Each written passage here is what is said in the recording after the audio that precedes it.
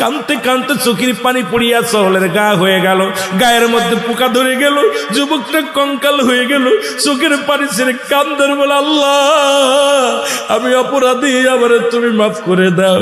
এই দুনিয়াতে যদি মাফ না করো আমি আবাদান আবাদান চিরস্থায়ী কবরের জিন্দেগিতে থাকবো। ওই কোটি কোটি মানুষ যেদিন কিয়ামতের ময়দানে দাঁড় করবে আমার, রে আল্লাহ কি জবাব দেব আমি, তুমি বিচার করো।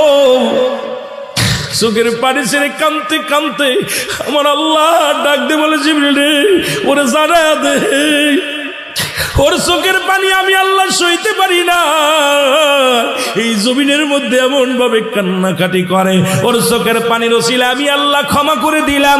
যা আমার নবীর দরবারে যেতে বল, আমার নবীর কাছে যে এই জন্য ক্ষমা চেয়ে নেয়। নবীর দরবারের মধ্যে যুবক চলে গেলেন, যা বলে ইয়া রাসূলুল্লাহ